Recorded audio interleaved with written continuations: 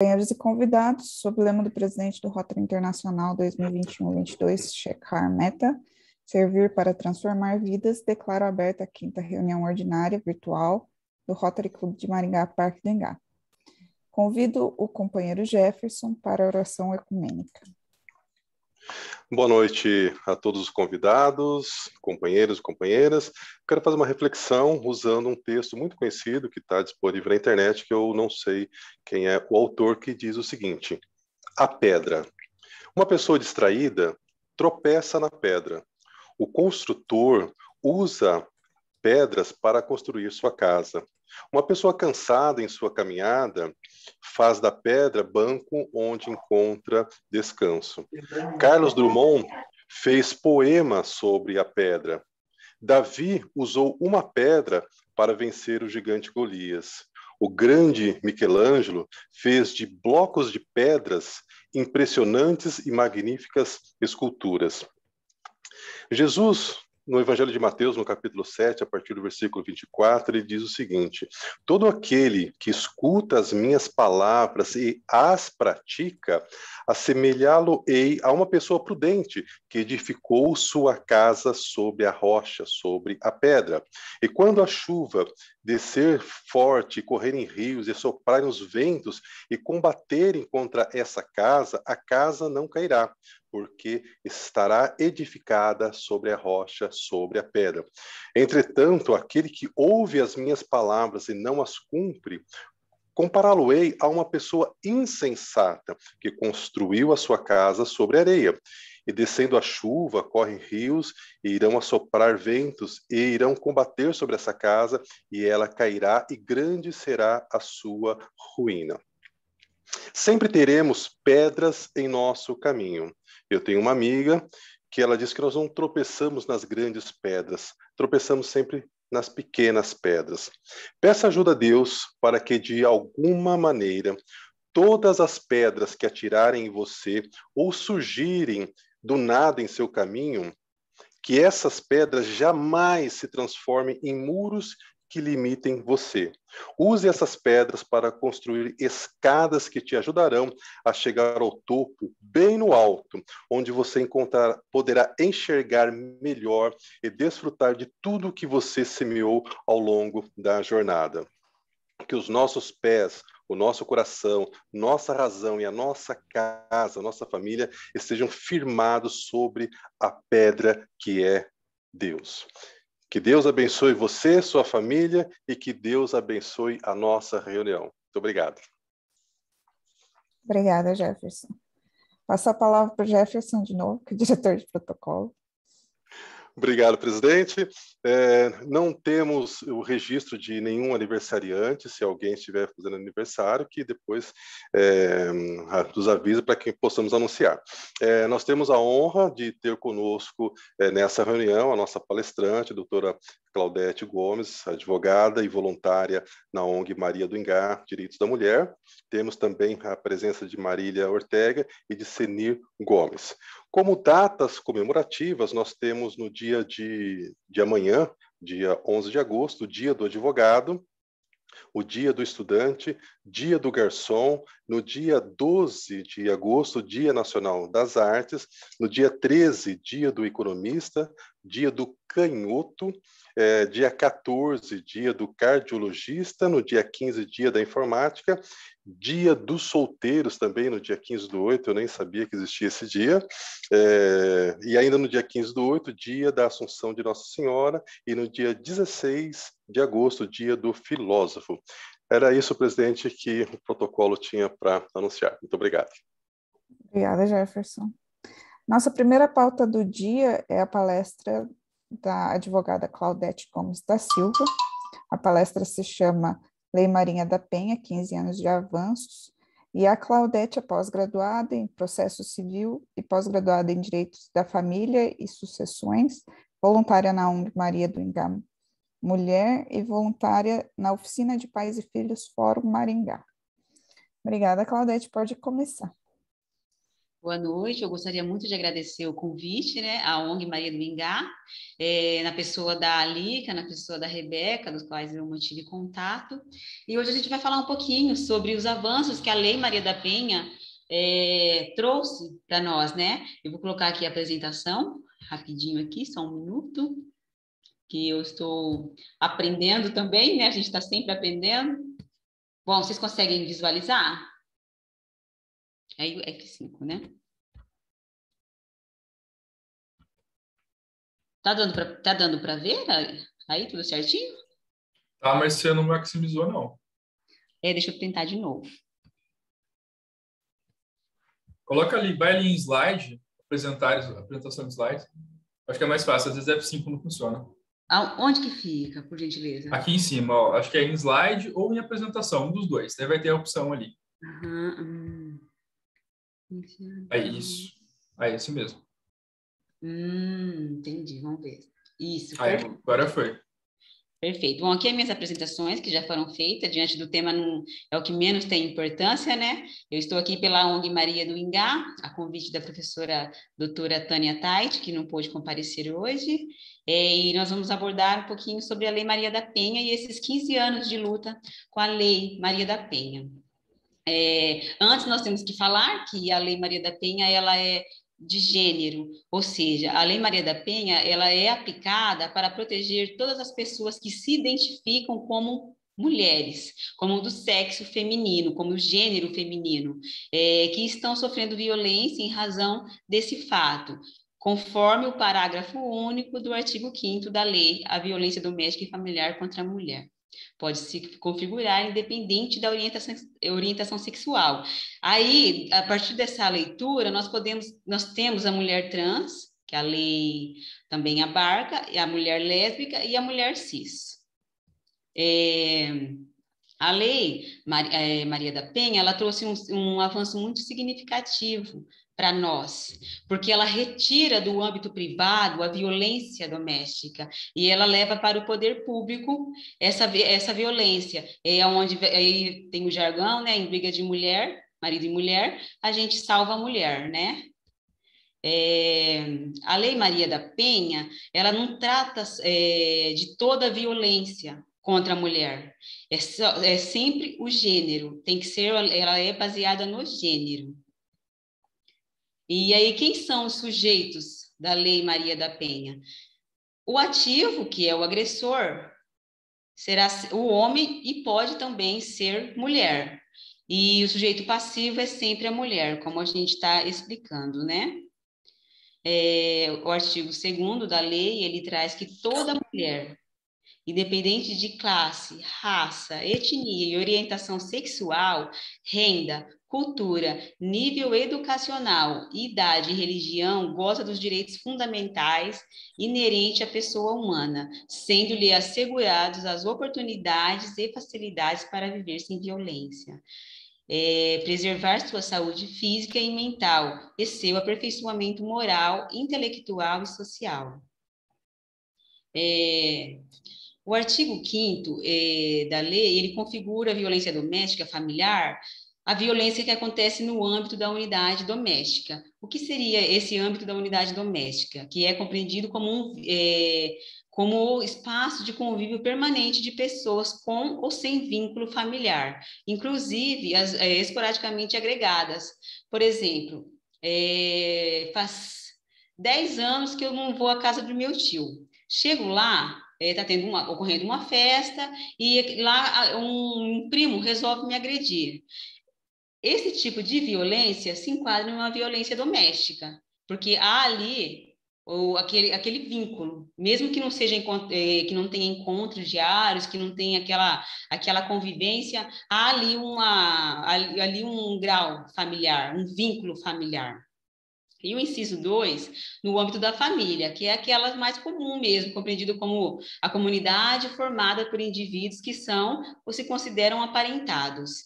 Neste caso, vizinhos também, que está acostumado a viver ali dentro de casa como se parente fosse, também abarca essa violência doméstica. E o inciso terceiro, qualquer relação íntima de afeto. Neste caso, um exemplo bem interessante, que é quando o agressor é namorado. Eles não têm, porque é independente de coabitação, eles não coabitam, mas eles têm aquele grau de relação íntima de afeto. Neste caso, então, também é a proteção da Lei Maria da Penha. E quais são as formas de violência doméstica e familiar contra a mulher? Aqui nós temos no inciso 1º do artigo 7º a violência física. E o exemplo de violência física é o que acontece mais comum, que a gente visualiza, que deixam marcas, né?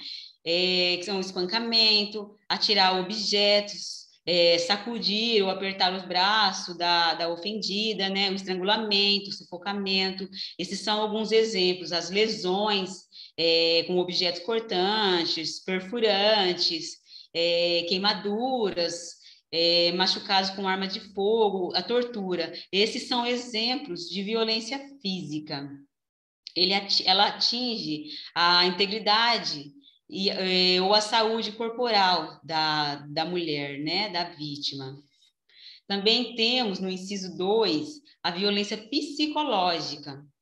Essa violência, ela é entendida como qualquer conduta que cause dano emocional e diminuição na autoestima, ou que lhe prejudique e perturbe o pleno desenvolvimento.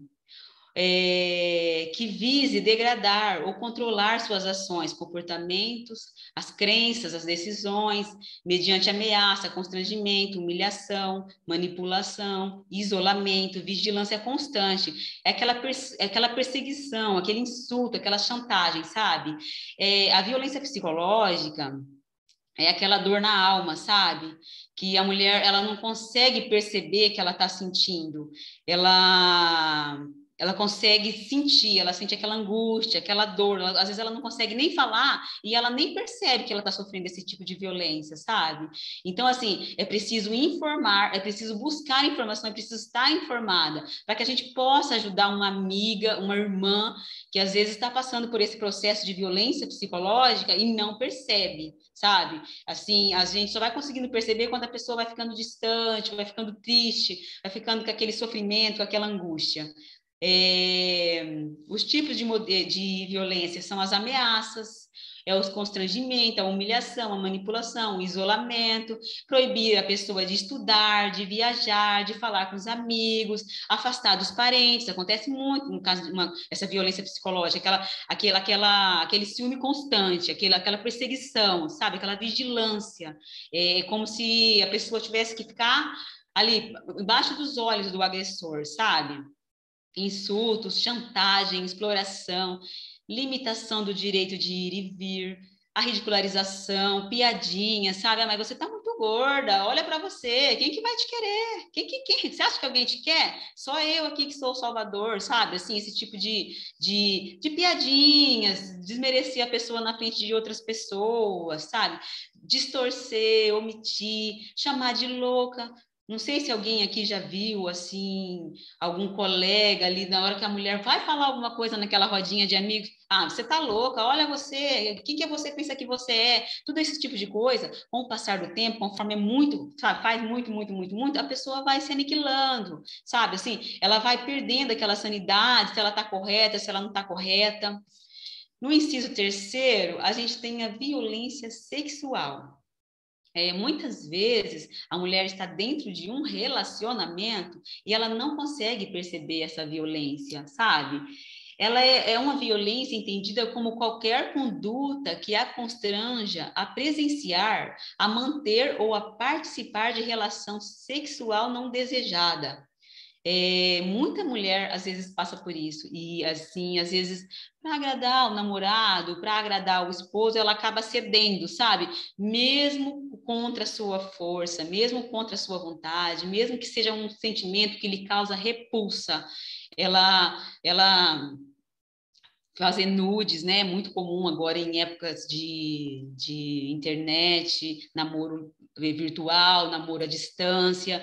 Então, assim, aí depois começa a fazer outros tipos de violência por conta daquela violência sexual que nasceu ali com aquela filmagem, sabe? Isso também é muito grave. Então, os exemplos de modelo de violência sexual, nós temos o estupro, que é o mais claro, que é o que a pessoa logo pensa, né? Mas também obrigar a mulher a fazer atos sexuais que causam desconforto, repulsa, impedir o uso de métodos contraceptivos ou forçar a mulher a abortar, isso também é uma violência sexual, é uma violência muito grave.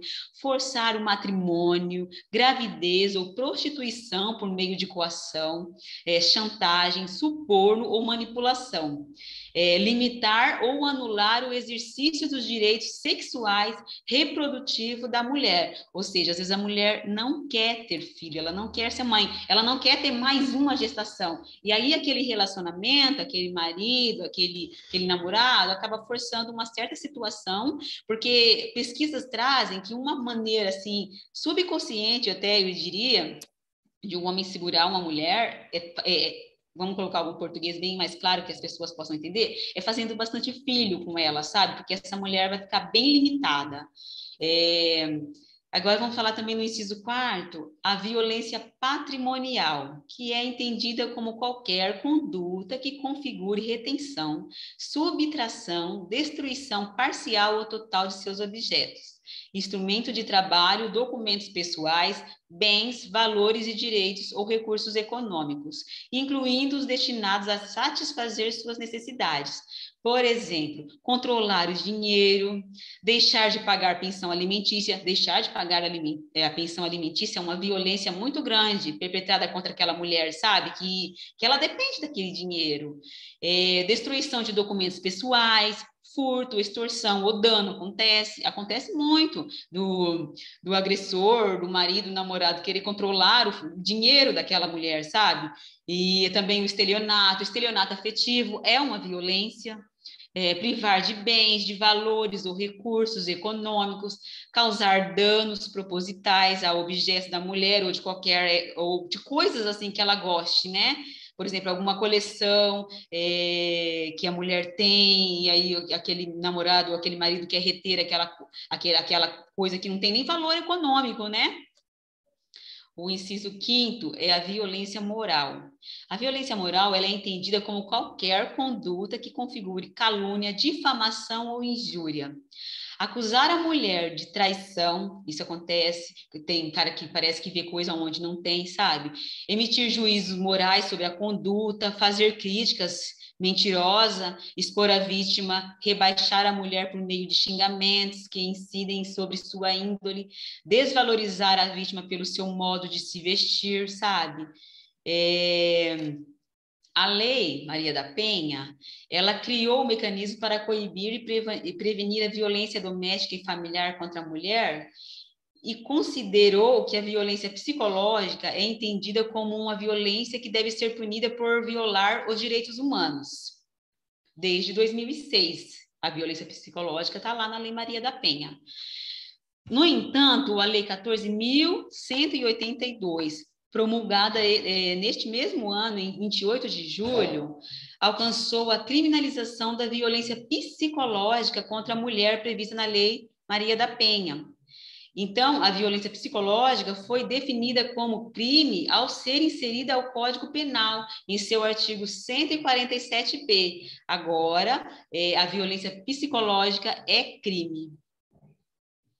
Então, você percebe que a mulher, ela vive a violência, existe um ciclo de violência. O que acontece? O agressor, ele não é 100% violento, ele não está a todo momento praticando violência, né? Quando a gente fala, nossa, mas por que essa mulher fica com esse homem que é agressor? Existem vários fatores. A violência, ela começa assim. Primeiro, ela tem uma fase da tensão. Aí, na segunda fase, essa fase da tensão passa para uma segunda fase, que é a explosão. É onde ele explode, é onde pode acontecer uma dessas violências ou todas juntas ao mesmo tempo. Depois, o agressor se arrepende, e aí vem a fase que nós chamamos de lua de mel. Ele pede perdão, muitas vezes ele manda flor para aquela mulher, ele leva ela para um lugar que ela gosta de ir, aí ela coloca ela em dúvida. Gente, mas ele é bom comigo. Mas eu acho que foi um momento de nervoso dele, por isso que ele fez isso. E aí acaba, depois vai repetindo esse ciclo, e o ciclo vai se repetindo, vai se repetindo, vai se repetindo. Então, assim, a gente tem a cultura que a mulher gosta de apanhar. Quantas vezes, né? A gente já ouviu falar isso? Aquela mulher gosta de apanhar, não sai, não larga porque não quer. A gente ouve muitos julgamentos, né? Às vezes nós mesmos fazemos esse julgamento. Nossa, mas como que essa mulher está com esse rapaz fazendo isso, né? É bem verdade, que nenhuma mulher gosta de apanhar. Mas às vezes essa mulher, ela tá tão humilhada, ela tá tão desprezada, ela tá tão magoada, sabe assim, que ela não sente força, ela não tem força para fazer a denúncia.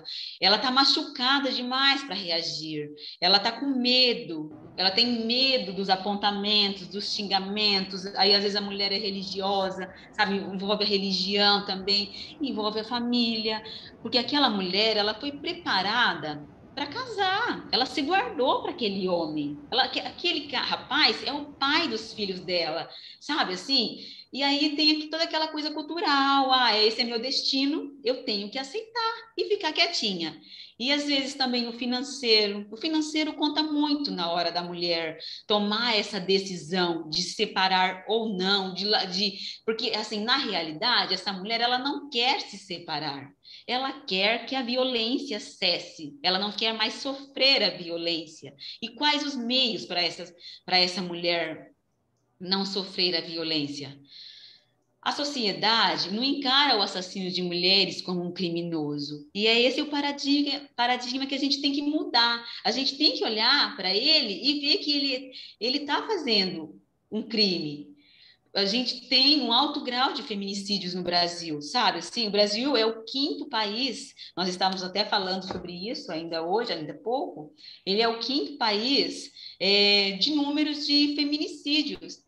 Ele perde apenas para outros 4 países, que um deles é a Rússia, os demais países, que é a Colômbia, é o Salvador, e o outro eu já não me lembro mais, todos da América Latina.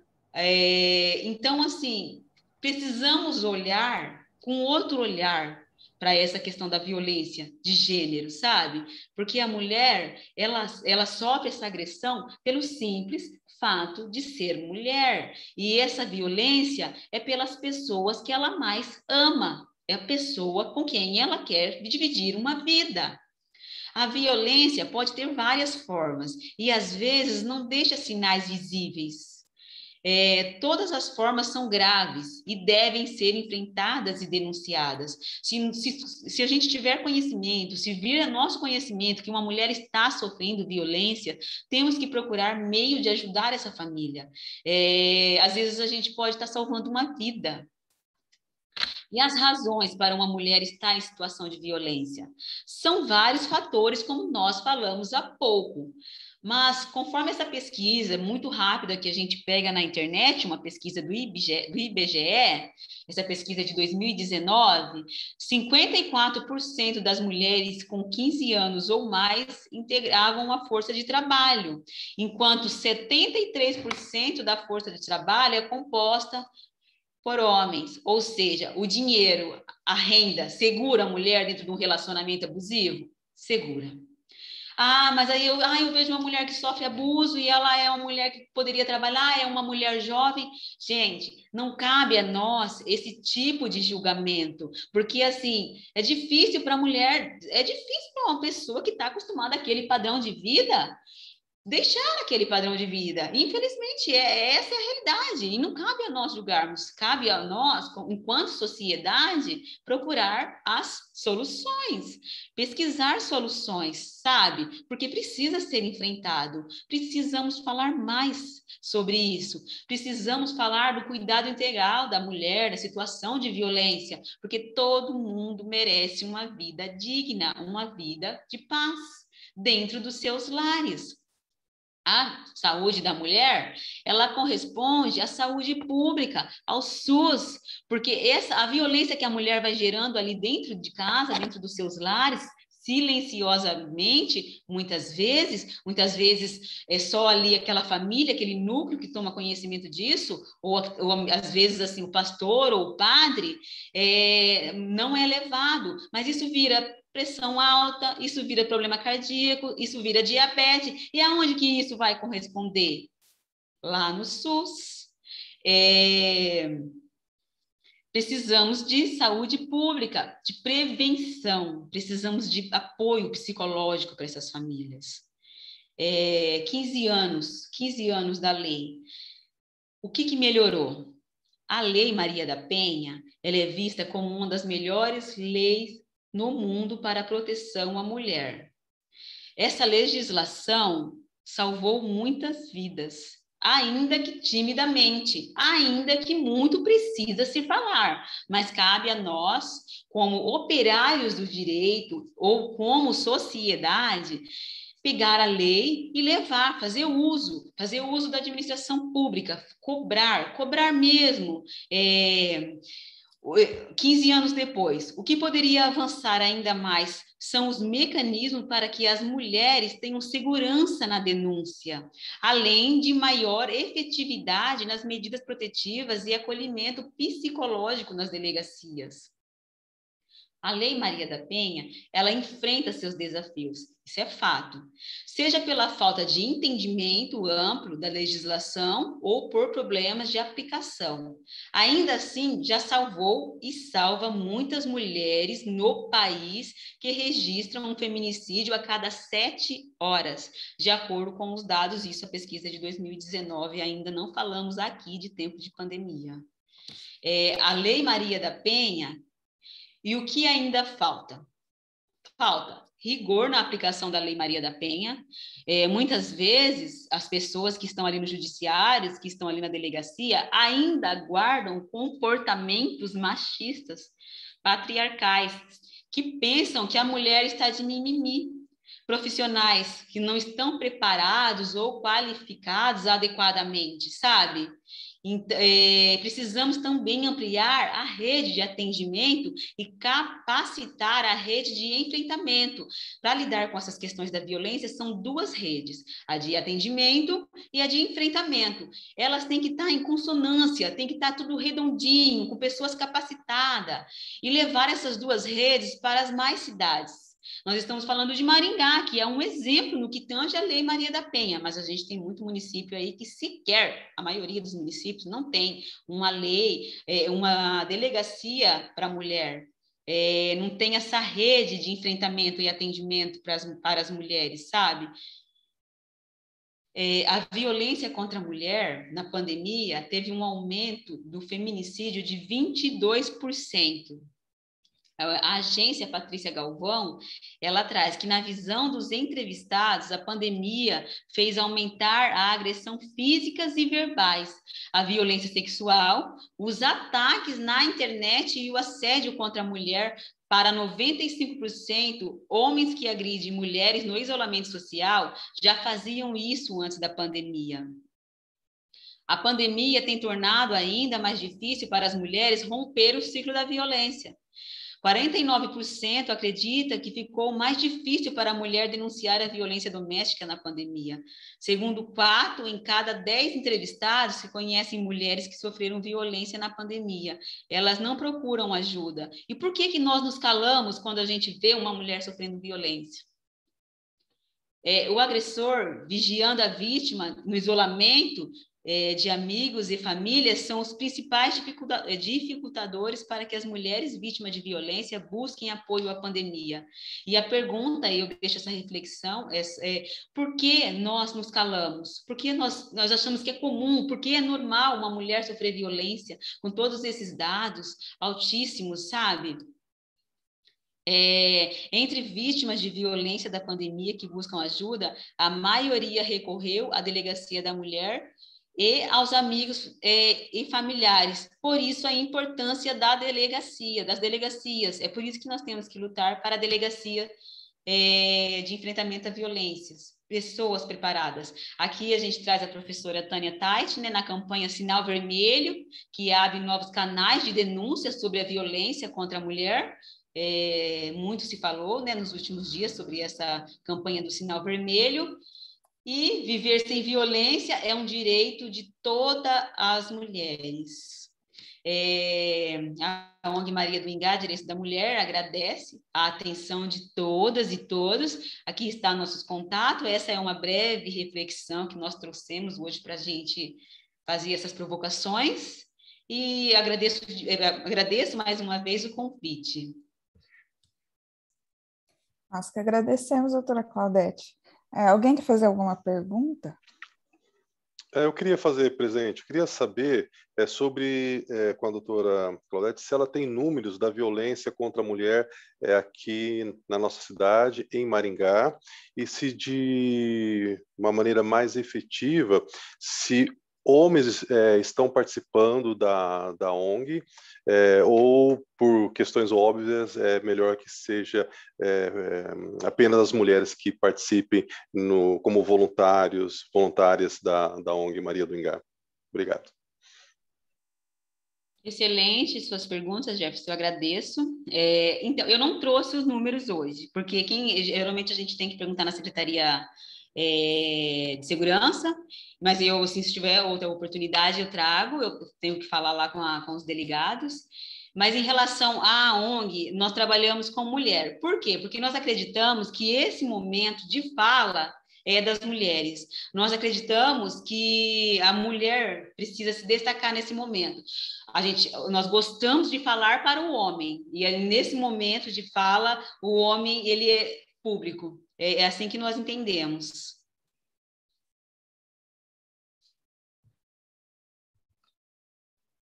Mais alguma pergunta?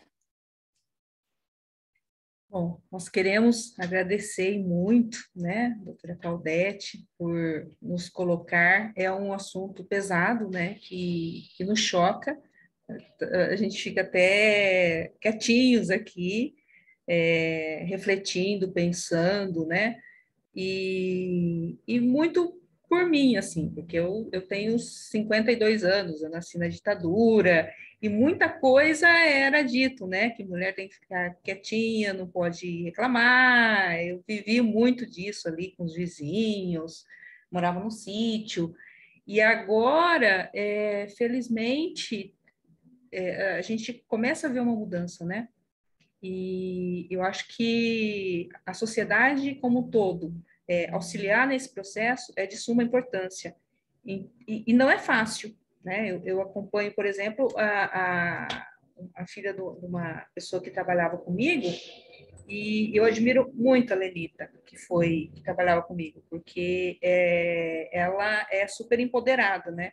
Porque o esposo da filha começou a traí-la e separou, e ela estava grávida do terceiro filho. E aí a mãe, eu já vi muita mãe falando, não pode separar, porque como que você vai criar essas crianças sem pai, não é? E ela falava, eu não quero que volte, eu não quero que a minha filha volte com ele, porque ele não vai ajudar em nada, vai ser pior. E eu tenho maior orgulho, assim, né, de que ela realmente dá todo esse apoio. Então, aí eu vejo uma mudança realmente, e que a gente tem que apoiar ao máximo todo esse processo, que não é fácil, é dolorido. Eu tenho uma amiga que se separou há 4 anos, e o Poder Judiciário não ajuda e não tem a efetivação do divórcio, e os bens dela tá todo preso, né? E eu ajudo da forma com que der, né? Ela fala ali que você pode, eu falo, eu posso, né, fazer alguma coisa por você, o que eu posso fazer, eu vou ajudar uma mulher, sempre, né? No que for possível, eu ajudo a todos, e por que não uma mulher? Não é verdade? Então, eu acho que esse empoderamento que nos foi dado, usar para ajudar as pessoas, é é super importante, né? É ajudar a sociedade, é ajudar a minha filha, é ajudar a filha ou o filho dela a melhorar sempre mais e mais.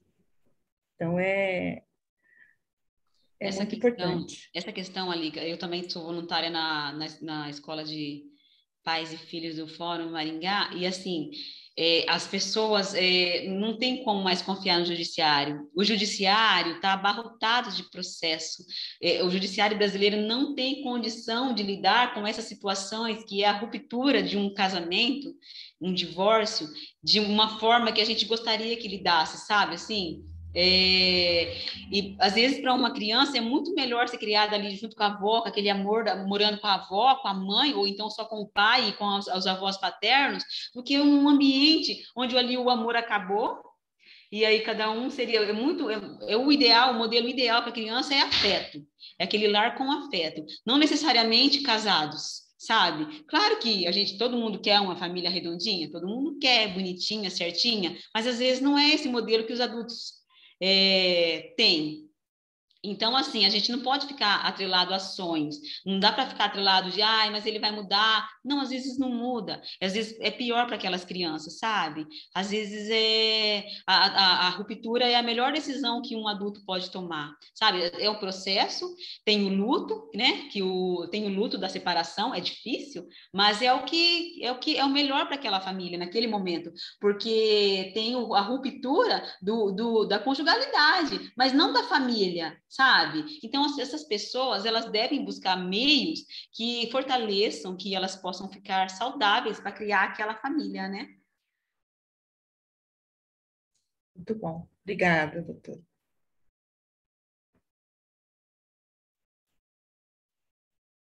Alguma pergunta mais? Rebeca? Alica, eu só queria fazer uma observação e aproveitar a presença da doutora Claudete, porque me parece que ainda existe muito, mas muito a ser feito.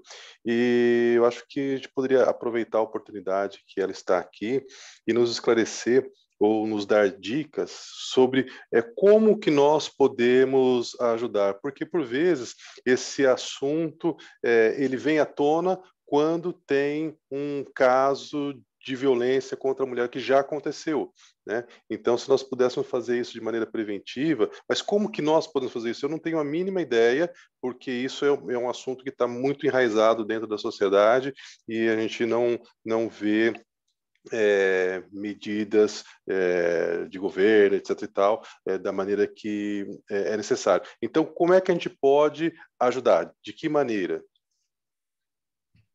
Excelente provocação, Jefferson.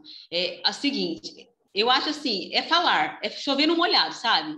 Vamos falar assim, é sempre falar, falar, falar. Assim, meu sonho é que tivesse uma tela cheia aqui de homens, porque o que acontece? Toda vez que a gente fala sobre a violência contra a mulher, a gente está falando também, a gente também está ajudando o homem, porque o perfil do homem que agride é aquela masculinidade tóxica, é o macho, o alfa, sabe? Assim, é aquele ser intocado. Então, assim, o que nós precisamos? Nós precisamos falar para eles, nós precisamos falar para os nossos amigos, para os nossos irmãos, para os nossos tios, sabe? Assim, nós precisamos tirar da cultura desse machismo tóxico, que a mulher não é um sujeito menor, não é um sujeito pior, sabe assim?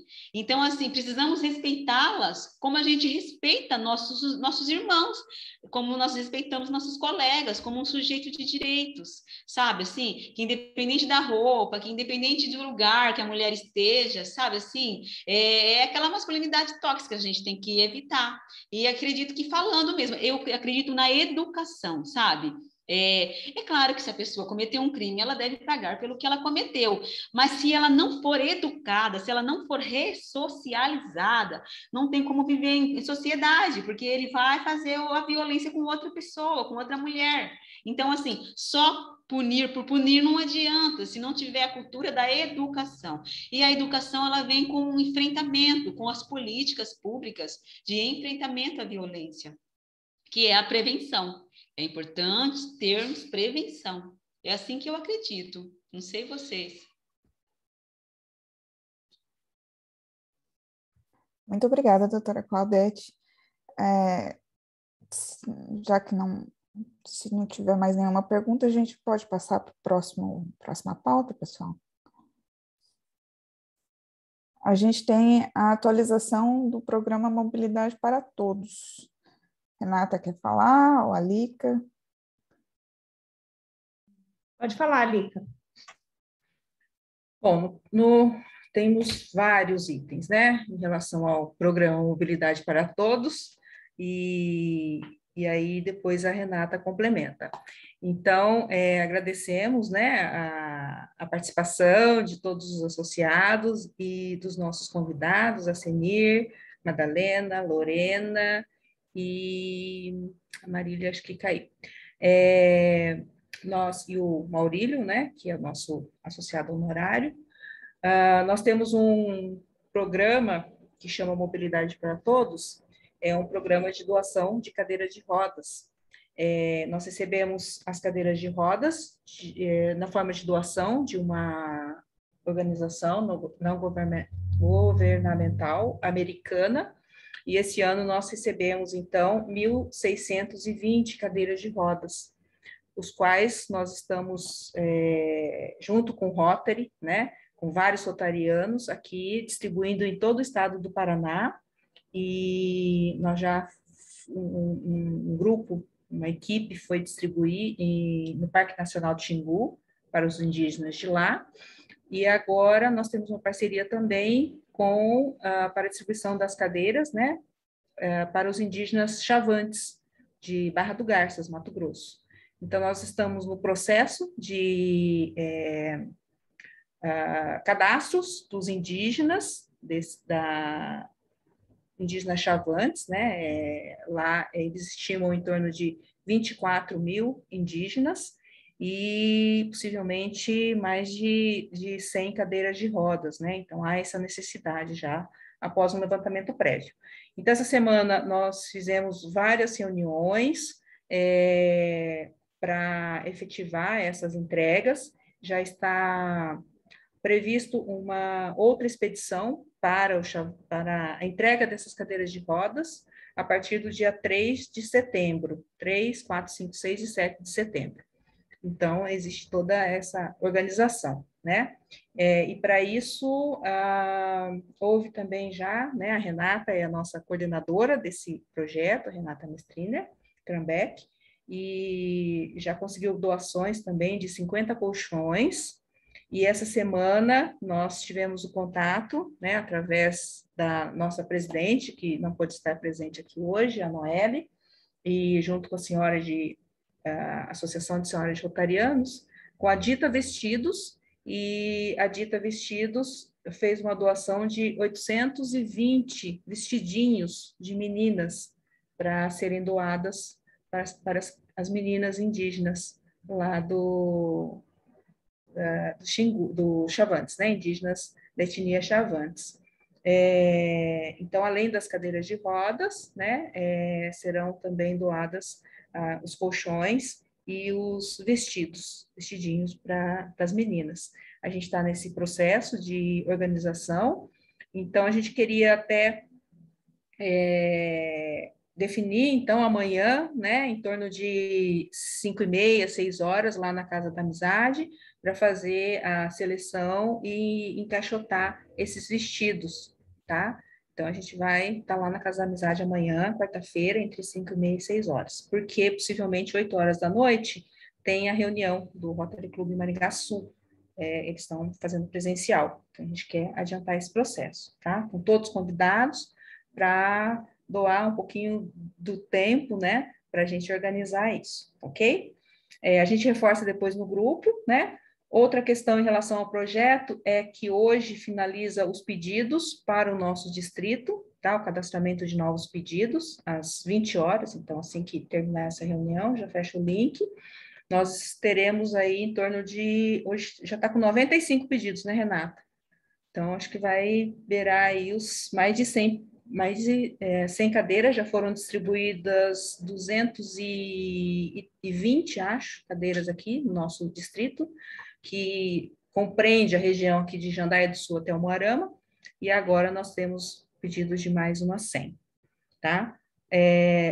Para os outros distritos, né, de Londrina, Cascavel e Curitiba, os pedidos estão abertos ainda até dia 10 de setembro. E para Barra do Garças até dia 16, que é na segunda-feira.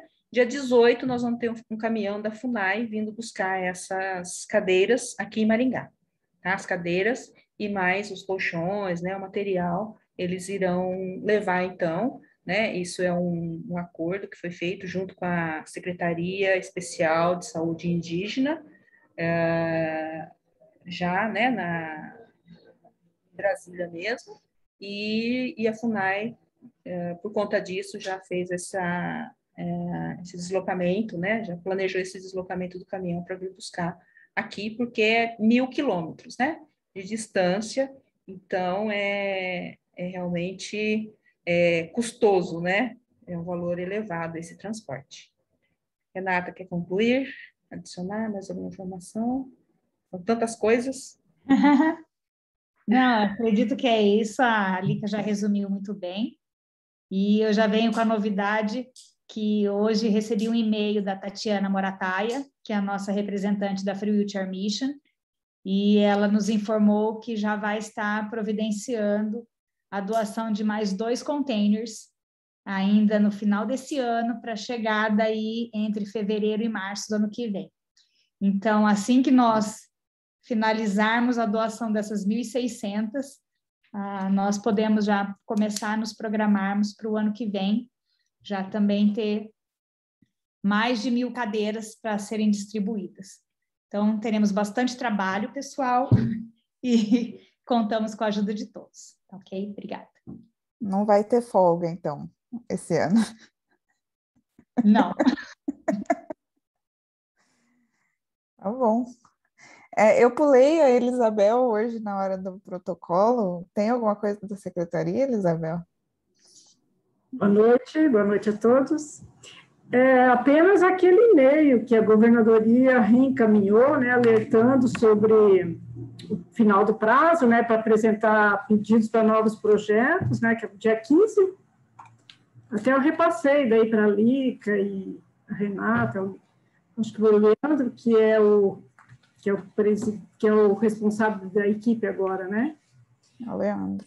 E aproveitando, falando sobre esses projetos, uma professora do Instituto de Educação, ela faz pilates comigo na academia, daí falando sobre projetos, ela disse que ficou sabendo, né, que o Rotary doa televisão e tal para a escola.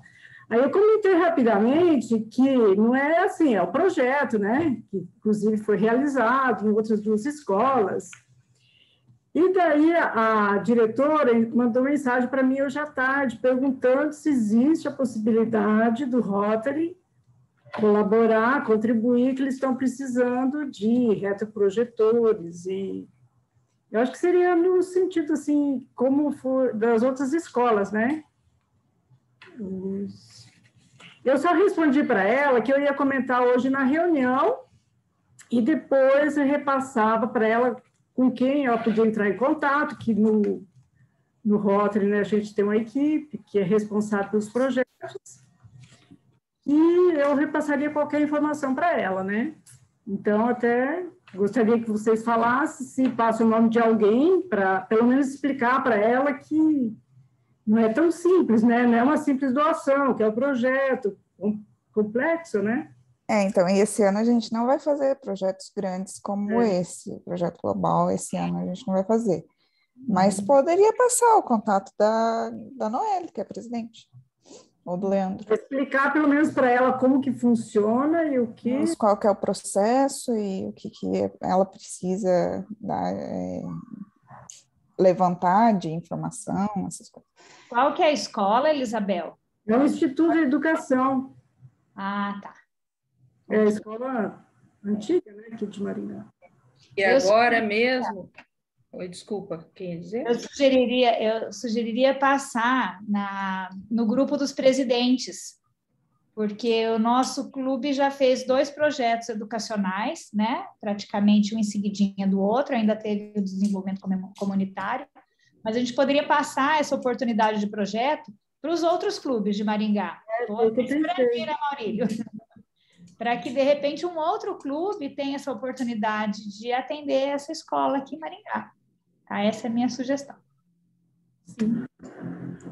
Inclusive, só complementando, o Gastão Vidigal também já havia me procurado ano passado, solicitando também, né? Daí, como a gente já estava fazendo do Kennedy da Unidade Polo, aí eu falei que não era possível, né? Que tudo demora, né? Não é assim.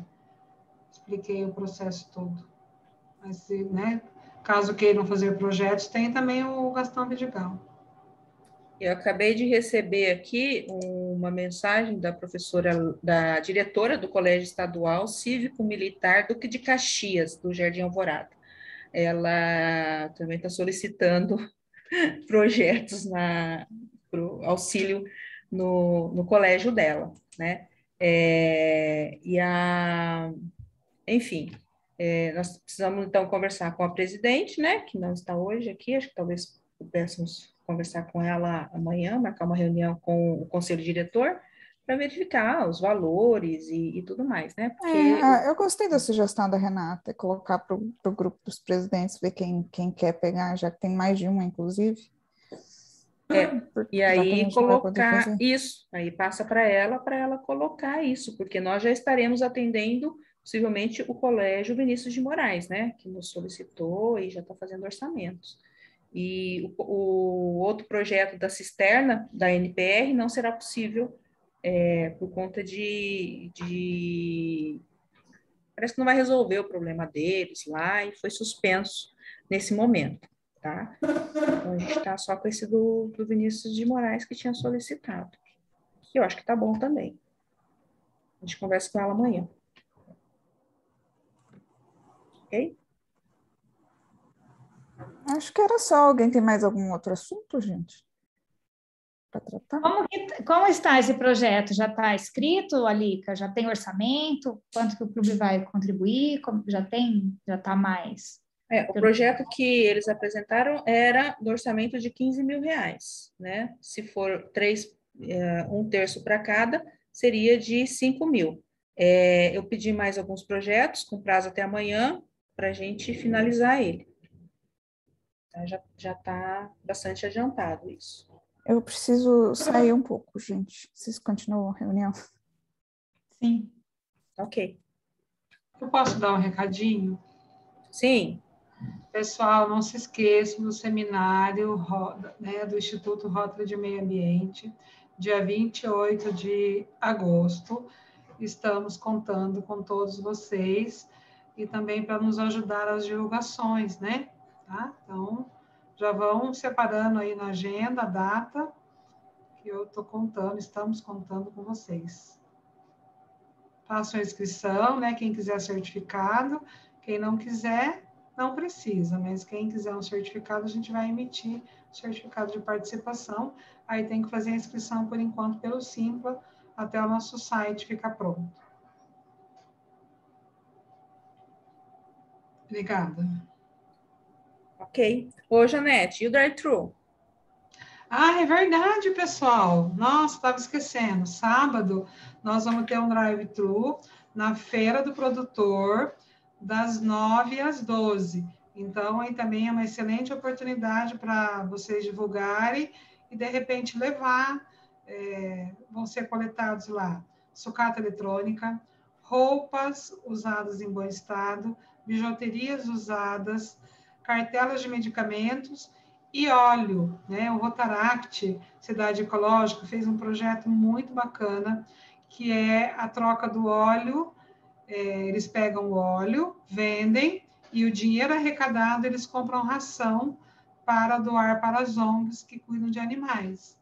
Então, é um projeto muito bacana, e aí é uma boa oportunidade da gente também estar contribuindo, levando o nosso óleo de fritura, né? Além de tirar do meio ambiente, a gente evitar a contaminação da água que nós mesmos consumimos, né? A gente ainda ajuda transformando esse óleo em dinheiro, e esse dinheiro compra ração para as ONGs que ajudam aí na proteção dos animais. Muito importante. Eu fiquei muito feliz com esse projeto do Rotaract, né, que foi bem bacana mesmo. Não sei se vocês já estão acompanhando, ouviram, né? E vai ser a primeira coleta de óleo, vai ser na Feira do Produtor. A empresa que vai adquirir o óleo deles já vai levar os recipientes, então vocês podem levar e despejar lá. E aí, vamos colocar no grupo, Alica, Eu coloco, eles têm a arte já, né? Tem, já está tudo pronto, é só vocês aí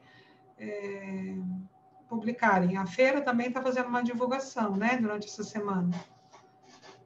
Então, a gente está aí com o novo drive-thru. E quem quiser ir ajudar, só conversar com a gente depois no privado. Que clube que vai dessa vez, Janete? Dessa vez esqueci de falar, dessa vez vai participar o Rotary Cidade Ecológica, junto com o Rotaract, que vai estar lá, e o Rotary Clube Maringá. Beleza.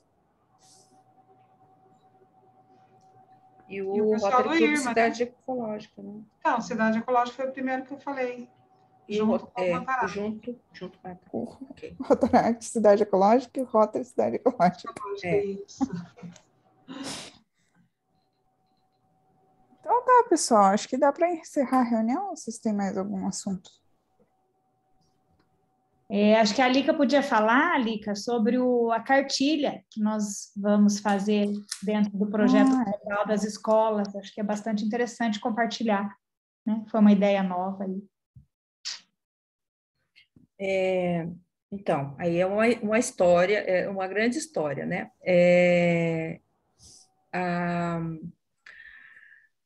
O presidente desse ano, né, o Shekhar Mehta, ele instituiu um programa de empoderamento de meninas, o qual, inclusive, nós indicamos a Renata para concorrer a um prêmio Pessoas em Ação, empoderando meninas. E o foco, né, foi o projeto de subsídio global, que foi desenvolvido nos colégios Presidente Kennedy e Colégio Estadual Unidade Polo, que nós fizemos, então, a doação de Smart TVs, ar-condicionado, no caso da Unidade Polo, câmera de segurança, alarme, etc. E esse projeto, ele contempla 300 horas de formação com o tema empoderamento feminino e 100 horas de rugby. E com esse programa, né, que foi definido pelo nosso presidente de RI, a Hebe, que é a nossa embaixadora do nosso distrito, ela indicou a Renata para participar da comissão de empoderamento de meninas e fomos convidadas, né? Inclusive está a Dianes também, ela, não sei nem de qual clube que a Dianes desculpa. Nós participamos, então, da comissão, né, Empodere-se, que é a comissão do distrito. E nós temos conversado, né, sobre projetos, inclusive sugestões para que os distritos possam desenvolver projetos de empoderamento feminino, né? Por isso que nós convidamos a professora Tânia e todo o pessoal, a equipe de professores que está dando esse curso de formação no colégio, que é a professora Tânia, a professora Juliana, Ferdinando, Kleber Popov e a Marielle. Marielle Maia. E a professora Tânia, né, inclusive que indicou a doutora Claudete, ela sugeriu fazer um livro do curso, né? Então, está surgindo essa ideia, porque o curso já está pronto, né? Os professores estão ministrando curso de formação para alunos e docentes, e aí pegar esse material e fazer na forma de um livro, de uma cartilha. Parece que o pessoal gostou muito da ideia que a Renata deu de transformar num e-book, né? E aí nós temos aí algumas pessoas que Rotary nos aproxima, né? Uma delas é a Ana Beatriz, ela tem só 21 aninhos e ela está fazendo curso de designer e é apaixonada pelo tema de empoderamento feminino e a gente nem sabia, a gente contou com ela para fazer o manual de cadeira de rodas, mas ela gosta muito do tema, né? Está muito à frente de mim, inclusive, sobre o tema. E então surgiu essa ideia e a gente está super empolgados com isso, né? Então acho que está dando muito, muito, muito bons frutos esse projeto que era mais simples, né? E agora a gente vislumbra aí frutos, muito bons frutos, né? E a nossa próxima presidente de Rotary International, hoje, numa das lives que eu participei, e que foi muito bem lembrada, é uma mulher. Então, acho que o tema sobre empoderamento de meninas, o Jefferson, ele vibra, né? Quando fala de líderes mulheres. Então, esse programa de empoderamento de crianças, ou de meninas, ou de mulheres, eu acho que está começando agora em Rotary, e a gente vai ter mais discussões sobre isso, e é uma ótima oportunidade. Então, a gente convida aí Claudete, a Lorena, Madalena, a Dianês, né, para se juntar a gente e aproveitar essa deixa aí para realmente refletir, discutir, né? A gente fala, né, na comissão, a gente fala que a gente não pode perder essa oportunidade, que nos foi dada por um homem, por um rotariano, né, não por ser homem, mas por abrir essa porta, que é uma discussão que não é fácil, né, mas está batendo a nossa porta, não tem como fugir, e ele teve coragem para assumir, para enfrentar isso, e a gente quer realmente responder à altura, sabe? E mudar, né, a realidade, e atender as pessoas e a nós mesmas, porque eu acho que eu me sinto muito privilegiada por poder estar refletindo sobre isso, né? Eu sou muito imatura ainda sobre esse tema. Eu sou gestora, mas eu quero ajudar muito a propagar esse assunto, esse tema, e melhorar a nossa sociedade, porque eu preciso poder estar, né, eu, a Lica, gosto muito, porque eu penso que com isso a gente vai proteger as nossas filhas, os nossos netos, né, os nossos alunos, de tanto assédio, de tanta violência, que, no fundo, cada um de nós vivemos, né? Eu na minha idade, vivi muito, e hoje eu quero empoderar os jovens, as crianças, as meninas, as mulheres, para não sofrer os assédios e abusos que a gente teve no nosso caminho. Alguém gostaria de complementar?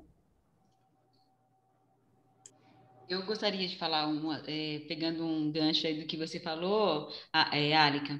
Eu acho assim, a violência doméstica, ela pode se falar em violências, porque ela gera todas as violências, né? Uma sociedade assim vamos imaginar uma sociedade sem violência doméstica, eu acho que não existiria violência no trânsito, não existiria as violências externas ao doméstico, né? Porque seria uma sociedade muito, vamos dizer assim, civilizada, né? Uma sociedade muito mais pautada na cultura da paz, que eu acho que muito bonito isso que você falou, né? Que é o que nós temos que buscar enquanto sociedade, né?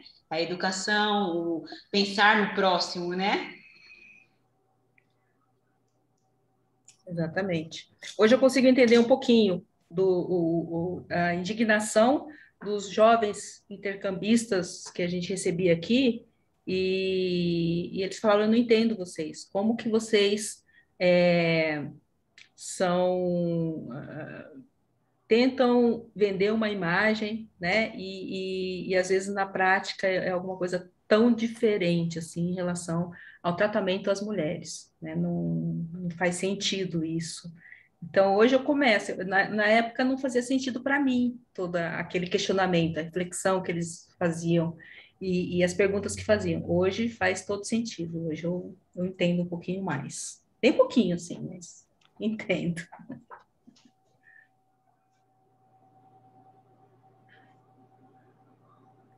Obrigada, Lica. Já está passando nosso tempo, eu vou encerrar a reunião, a gente pode bater mais um papo depois da reunião, quem quiser ficar. Agradeço a presença de nossos companheiros e convidados, contamos com a presença de todos nas próximas reuniões.